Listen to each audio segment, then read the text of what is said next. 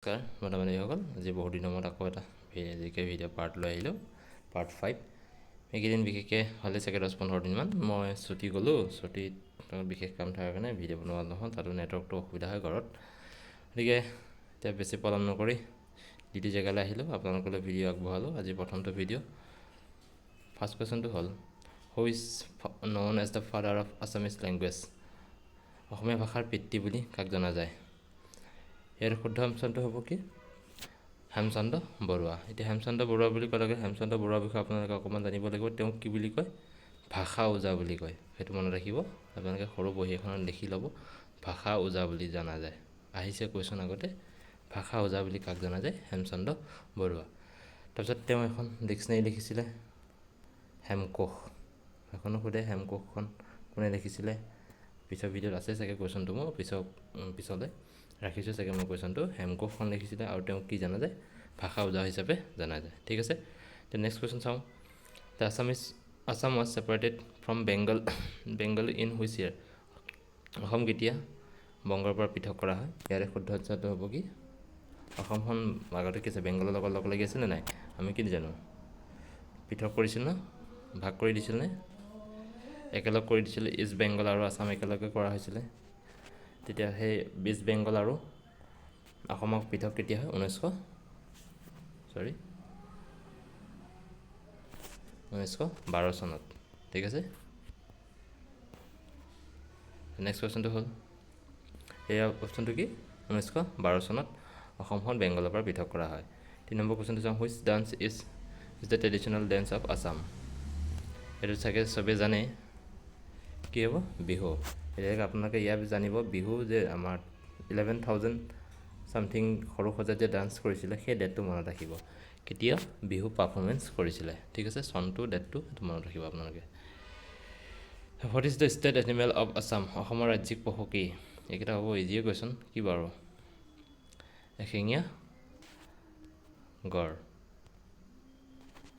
অসমৰ ৰাজ্যিক পশু, সেইটো আমি জানো। ঠিক আছে, চাওঁ নেক্সট। ইয়াৰ ভিতৰত আপোনালোকে ইয়াৰ চনটো চাব, কেতিয়া দি থৈ দিছিলে, কিমান চন আছিলে, সেই চনটো আপোনালোকে চাব। অসমীয়া এশিঙীয়া গড়ক কেতিয়া ষ্টেট এনিমেল হিচাপে কোৱা হয়। নেক্সট 5 নম্বৰ কুৱেশ্যনটো চাওঁ, what is the state bird of Assam? অসমৰ ৰাজ্যিক পক্ষী কি? ইয়াতে আপোনালোকে ময়ূৰ চৰাই বুলি মাৰি নিদিব, ময়ূৰ চৰাই ইণ্ডিয়াৰ হয়। ইয়াত কি হ'ব? দেওহাঁহ হৈছেনে? দেওহাঁহ কোনখনত পোৱা যায়, ক'ত পোৱা যায় সেইটো চাব, কোনখন অভয়াৰণ্যত পোৱা যায়, কোনখন নেশ্যনেল পাৰ্কত দেওহাঁহ পোৱা যায়, সেইটো আপোনালোকে চাব। Which tea is Assam famous for? মানে অসমৰ চাহ, অসমৰ কোন ধৰণৰ চাহ বিখ্যাত? আমি জানো green tea, black tea, white tea, oolong tea, এইবিলাক বহুতো আছে হয়নে? তাৰে ভিতৰত অসমৰ কোনটো ফেমাছ? ব্লেক টি হৈছেনে? Which Assamese leader is known as লোকপ্ৰিয়? এইটো চাগে চবে জানে, লোকপ্ৰিয় বুলি কাক জনা হয়? গোপীনাথ বৰদলৈ। এই গোপীনাথ লোকপ্ৰিয় বুলি কোনে উপাধিটো দিছিলে? জয়ৰাম দাস দৌলতৰাম।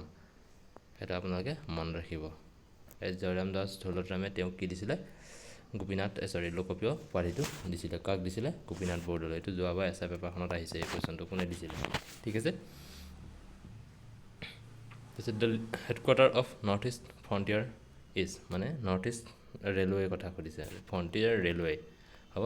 এই ৰেলৱে আমি চবেই জানো উত্তৰ পূব সীমান্ত ৰেলৱেৰ মুখ্য কাৰ্যালয় ক'ত আছে? মালিগাঁও। দেখাত কুৱেশ্যনটো ইজি যদিও আপোনালোকে অকণমান গুৱাহাটী আৰু মালিগাঁৱৰ মাজত কনফিউজ লাগিব পাৰে, গতিকে ইয়াৰ আনচাৰটো কি হ'ব? মালিগাঁও। আৰু কি হৈছে? নৰ্থ ইষ্ট ফ্ৰণ্টিয়াৰ হ'বনে? Which wildlife sanctuary is known for golden langur? Golden langur ক'ত পোৱা যায়? চক্ৰশিলা। আৰু চক্ৰশিলা কোনখন ষ্টেটত আছে সেইটো জানিব আপোনালোকে, কমেণ্ট বক্সত কমেণ্ট কৰি জনাব। ঠিক আছে, the Assamese share state border with how many Indian state? এতিয়া অসমে কোনকেইখনৰ লগত ষ্টেট বাউণ্ডেৰী শ্বেয়াৰ কৰে? আমি যদি চাওঁ পিছে কি হ'ব? নৰ্থ ইষ্টৰ গোটেইকেইখনটো আছেই হয়নে নহয়? তাৰ ভিতৰত আৰু কোনখন? এতিয়া বাৰু ঠিক আছে, এইটো আপোনালোকে চাব, মেপখন এবাৰ চাই ল'ব, চাই পেলাই আছাম হৈছে অৰুণাচল প্ৰদেশ, মেঘালয়, ত্ৰিপুৰা, মণিপুৰ হয়নে, মিজোৰাম, এইকেইখনৰ লগতো কৰি আছে জানোৱেই, নাগালেণ্ড আহিব নাহিব তলফালে গোটেইকেইখন আহি আছে তলফালে আমাৰ চাউথ হ'লে তাৰ উপৰিও আপোনালোকে মোক ক'ব অসমে ছিকিমৰ লগত বাউণ্ডেৰী শ্বেয়াৰ কৰে নে নকৰে বুজিছেনে ইয়াৰ শুদ্ধ আনচাৰটো কি হ'ব অসমে কিমানখনৰ লগত কৰে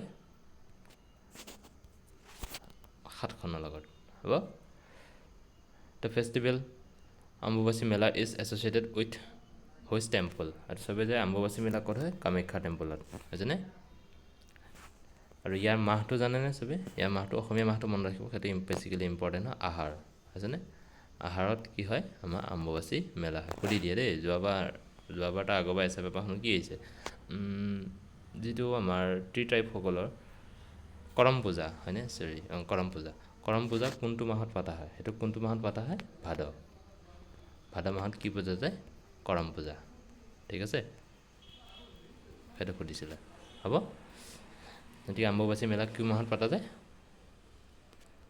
আহাৰ মাহত আৰু কোনটো টেম্পলত পতা যায়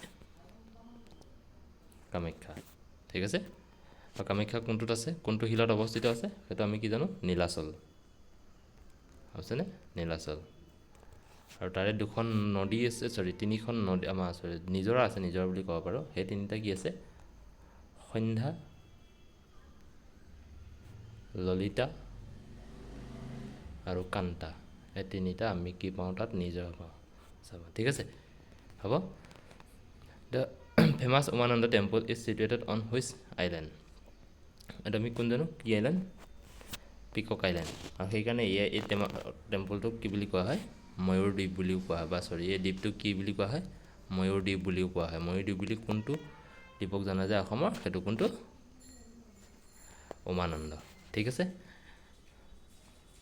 the Kaziranga national park is located in which district কোনখন ডিষ্ট্ৰিক্টত পোৱা যায় কাজিৰঙা নেশ্যনেল পাৰ্ক আপোনালোকে মেপত চালে গম পাব নগাঁৱতো থাকে অলপ আছে গোলাঘাটতো পৰে অলপমান কাৰ্বি আংলঙতো পোৱা যায় গতিকে ইয়াৰ শুদ্ধ আনচাৰটো কি হ'ব অল অফ দ্য এবাভ ঠিক আছে তাৰপিছত what was the sex ratio' of Assam in 2011 মই তথাপিও কেইটামান কুৱেশ্যন ইয়াৰ পৰা লৈ আহিছোঁৱেই কোনটো টপিক গম পাইছেনে আপোনালোকে 2011 চেঞ্চাছ বহুত ইম্পৰ্টেণ্ট টপিক হয় এইটো অসমে হওক বা ভাৰতেই হওক গতিকে এইটো আপোনালোকে চকু ফুৰাবই লাগিব যদি ভাল নম্বৰ আনিব বিচাৰে গতিকে 2011 যিকেইটা মোৰ সম্ভৱ আপোনাৰ ইম্পৰ্টেণ্ট কুৱেশ্যন হিচাপে লাগিছে মই সেইকেইটা লৈ আহিছোঁ ঠিক আছে আপোনালোকে তথাপিও অকণমান এক্সট্ৰাকৈ চাব লাগিব এতিয়া কি আছে কুৱেশ্যনটো 2001 চনত অসমৰ লিংগ অনুপাত মানে ছেক্স ৰেচিঅ' সুধিছে ইয়াৰে শুদ্ধ আনচাৰটো কি হ'ব 958 ঠিক আছে তাৰপিছত নেক্সট কুৱেশ্যনটো চাওঁ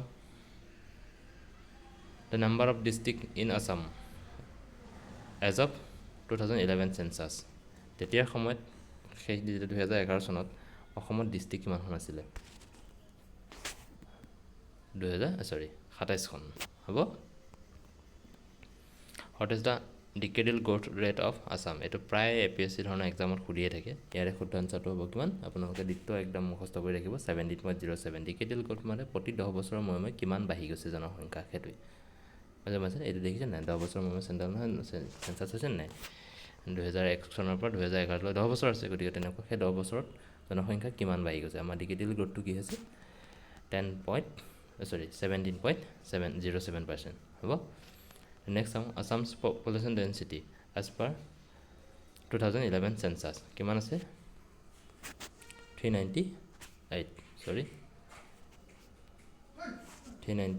এইটো মই অকণমান কনফিউজ হৈছোঁ আপোনালোকে 398 নে 393 এইটো আপোনালোকে অকণমান চাই দিবচোন মই ডাইৰেক্ট এনচাৰটো কৰি নিদিওঁ বাৰু আপোনালোকক এইটো আপোনালোকে চাই পেলাই মোক কমেণ্ট বক্সত কমেণ্ট দি দিব আমাৰ পপুলেশ্যন ডেঞ্চিটি কিমান আছিলে 2011 চনৰ চেঞ্চাছৰ অনুসৰি ঠিক আছে এই দুটাৰ ভিতৰত মই অলপমান কনফিউজ হৈ গ'লোঁ নেক্সট কুৱেশ্যনটো চাওঁ the Assamese is recognise under which schedule of Indian constitution বহুত ইম্পৰ্টেণ্ট কুৱেশ্যন আপোনালোকে সেইটো মনত ৰাখিব এইটো কি হয় 8th চিডিউল ডাইৰেক্ট মনত ৰাখিব এইটো অসম কোনটো চিডিউলত আছে চিডিউল আমি 12টা জানো অসমীয়া সংবিধানখনত ভাৰতৰ সংবিধানখনত 12টা চিডিউল থাকে তাৰে ভিতৰত অসমীয়া ভাষাটো কোনটো চিডিউলত আছে 8ম চিডিউলত ঠিক আছে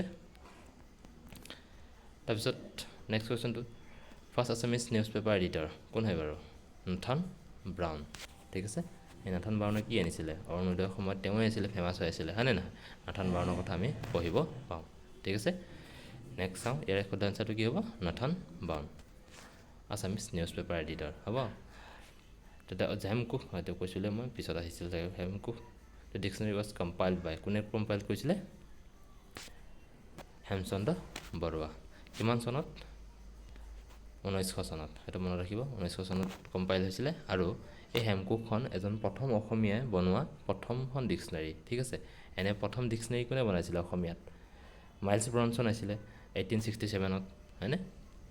1867ত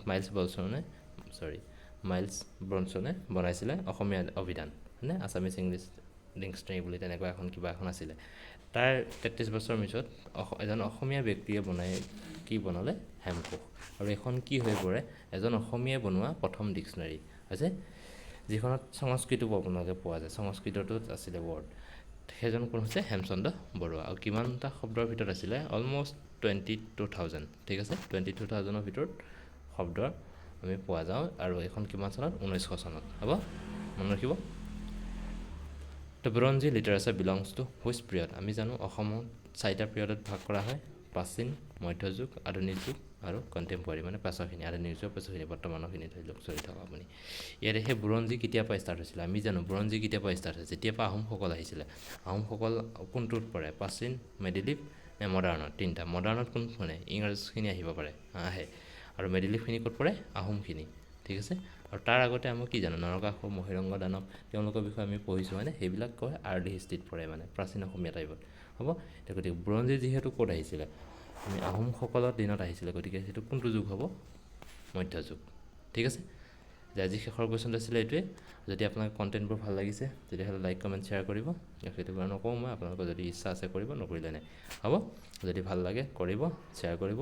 কিবা যদি উপকৃত হৈছোঁ বুলি ভাবে নিশ্চয় কমেণ্ট এটা আপোনালোকেতো কৰিবই বাৰু, ঠিক আছে। ধন্যবাদ।